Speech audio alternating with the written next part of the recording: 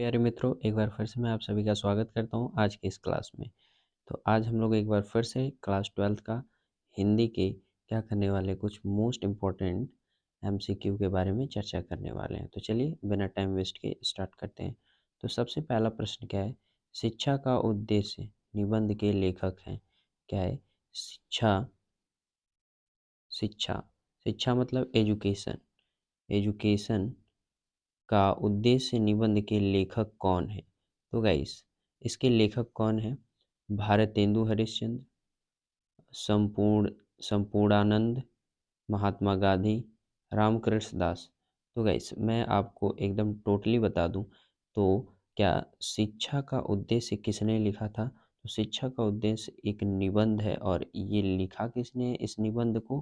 तो लिखा है महात्मा गांधी ने। किसने? महात्मा गांधी ने। ओके गाइज, तो ये प्रीवियस ईयर में प्रश्न आ चुका है, तो यहाँ पर हमारा ऑप्शन नंबर थर्ड क्या हो जाएगा? सही हो जाएगा, ठीक ना।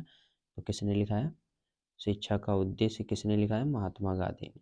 ठीक, अब हम लोग चलते हैं अगले प्रश्न पे। तो अगला प्रश्न हमारा क्या दिया है? लल्लू लाल की रचना है सुख सागर, प्रेम सागर, परीक्षा गुरु, रानी केत की कहानी। तो गाइस, सबसे पहले आपको मैं बता दूं कि सुख सागर जो है ये किसने लिखा है? मुंशी किसने लिखा है? मुंशी सदा सुखलाल। किसने लिखा है? मुंशी सदा सुखलाल ने, ठीक ना। मुंशी सदा सुखलाल ने, ठीक। मुंशी सदा सुखलाल ने क्या लिखा है? क्या लिखा है गाइस? सुख सागर लिखा है, ठीक ना। प्रेम सागर, प्रेम सागर किसने लिखा है? तो गाइस, प्रेम सागर लिखा है लल्लू लाल ने। क्या लिखा है? प्रेम सागर। और मैं आपकी जानकारी के लिए बता दूं कि परीक्षा गुरु किसने लिखा है? क्या? परीक्षा गुरु। तो ये किसने लिखा है? ये रचना किसकी है गाइस? श्री निवास दास की। किसकी है? श्री निवास दास, ठीक ना। श्री निवास दास, ये रचना है किसकी? श्रीनिवास दास की। कौन सी? परीक्षा गुरु। ये किसने लिखा है? श्रीनिवास दास ने लिखा है, ठीक ना। अब हम लोग चलते हैं अगले प्रश्न पे। ओह, एक मिनट, पहले मैं ये वाला भी बता दूं। क्या रानी खेत की कहानी किसने लिखा है? तो गाइस, ये आप लोग जानते ही होंगे किसने लिखा है। अ, इंसा इंसा अल्लाह खान ने। किसने लिखा है? इंसा अल्लाह खान, ठीक ना। अल्लाह खान ने, इंसा अल्लाह खान ने क्या लिखा है? रानी केत की कहानी। ये लिखा है इंसा अल्लाह खान ने, ठीक ना। अब हम लोग चलते हैं अगले वाले प्रश्न पे। तो अगला वाला प्रश्न हमारा क्या दिया है? पर्दा कहानी के लेखक हैं। तो गाइज, पर्दा कहानी के लेखक कौन है? प्रेमचंद, जयशंकर प्रसाद, अमरकांत, यशपाल। तो गाइज, मैं आपको साफ साफ बता दूं कि पर्दा कहानी के लेखक कौन है? तो यशपाल है। और ये कहानी किस पर लिखी गई है गाइस? तो महिलाओं पर लिखी गई है। इस पर महिलाओं पर, ठीक ना, ठीक ना। उनके जीवन के बारे में लिखा गया है। क्या? पर्दा, ये कहानी, ठीक ना। और किसने लिखा है? यशपाल जी ने लिखा है, ठीक ना। अब हम लोग चलते हैं अगले वाले प्रश्न पे। तो अगला वाला प्रश्न हमारा क्या दिया है? आवारा मसीहा। क्या है? आवारा मसीहा के रचनाकार। क्या है? आवारा मसीहा के रचनाकार तो कौन है?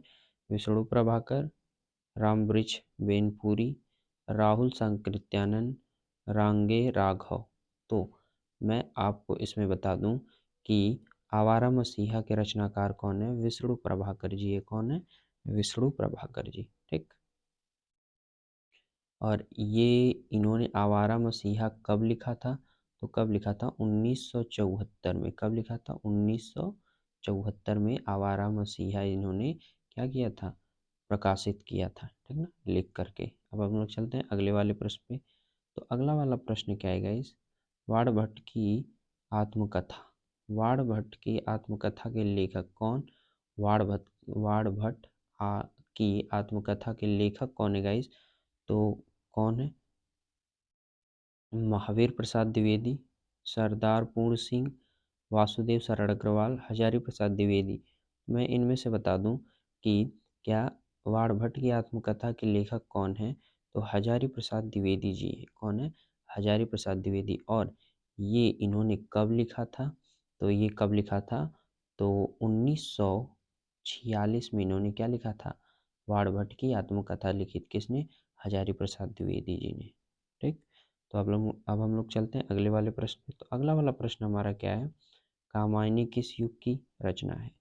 तो कामायनी कामायनी किस युग की रचना है गाइस? द्विवेदी युग, भारतेंदु युग, छायावादी युग, प्रगतिवादी युग। तो इनमें से कौन सा सही होगा? तो कामायनी मैं आपको साफ साफ बता दूं तो छायावादी युग, ऑप्शन नंबर 2 हमारा क्या रहेगा? सही रहेगा। गाइस इसके लिए मैं क्षमा चाहता हूँ, ये इधर उधर हो गया तो उससे कोई फर्क नहीं पड़ने वाला है, ठीक ना। तो हमारा जो ऑप्शन सही है वो कौन सा है? छायावादी युग। ठीक, तो हम लोग चलते हैं अगले वाले प्रश्न पे। तो अगला वाला प्रश्न क्या है? निम्नलिखित कवियों में प्रगतिवादी युग का है क्या?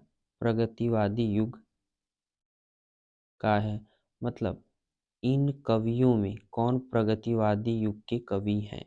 तो ये हमें क्या करना है? बताना है कि प्रगतिवादी युग के कवि कौन हैं। तो प्रगतिवादी युग के कवि कौन है?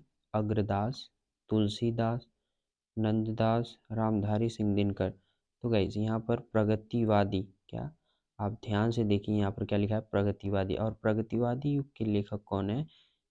क्या? रामधारी सिंह दिनकर जी है। कौन है? रामधारी सिंह दिनकर जी। यहाँ पर ऑप्शन नंबर चौथा हमारा क्या हो जाएगा? सही हो जाएगा। तो अब हम लोग चलते हैं अगले वाले प्रश्न पे। तो अगला वाला प्रश्न क्या है? तार सप्तक क्या है? तार सप्तक का प्रकाशन, मतलब उसे लॉन्च कब किया गया था, ठीक ना। या मैं कह दूँ इसके संपादक कौन है? तार सप्तक के संपादक क्या है गाइस? कब कौन है? तो इसके संपादक कौन है? अज्ञय जी हैं। कौन है? अज्ञय जी। तार सप्तक के संपादक कौन है? अज्ञय जी हैं।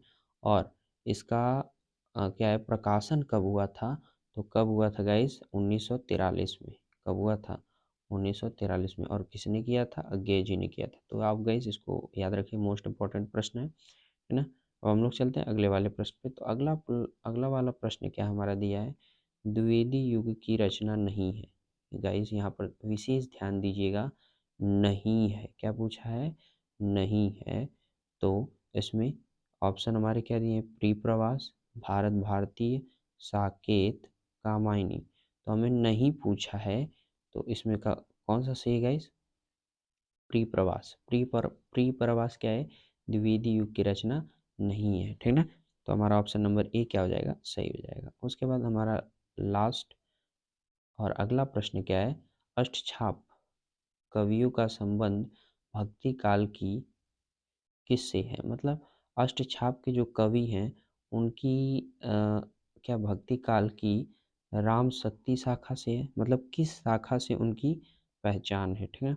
ज्ञान श्रेयी शाखा से, प्रेम श्रेयी शाखा से, प्रेमाश्रयी शाखा से, कृष्ण भक्ति शाखा से। तो मैं गाइस यहाँ पे बता दूं कि अष्टछाप के जो कवि हैं, अष्टछाप के, उनकी क्या किस शाखा से संबंध है? तो कृष्ण भक्ति शाखा से क्या है? उनका संबंध है। गाइस आप देखेंगे तो हर एक कवि ने जो पद में सारे कहानी लिखे गए हैं, उनमें हर एक कवि ने क्या है? कृष्ण जी की विशेषताओं के बारे में चर्चा किया है। यहाँ पर हमारा ऑप्शन नंबर 4 क्या हो जाएगा? सही हो जाएगा। तो गाइज इस प्रकार क्या कर सकते हैं, आप सभी प्रश्न को ऐसे हल कर सकते हैं। ओके गाइज, तो ये बोर्ड एग्जाम के पॉइंट से बहुत इंपॉर्टेंट थे, ये कक्षा 12 के सभी प्रश्न। ओके, तो थैंक यू फॉर वॉचिंग। और वीडियो पसंद आया तो लाइक शेयर सब्सक्राइब जरूर कीजिए। और गाइज इसी तरह आप तैयारी करते रहिए ताकि आपके 100 में से 100 मार्क्स आ सकें, ठीक ना। तो आपको एग्ज़ाम के लिए बेस्ट ऑफ लक। तो मिलते हैं अगले वीडियो में एक नए प्रश्न के साथ। Thank you very much.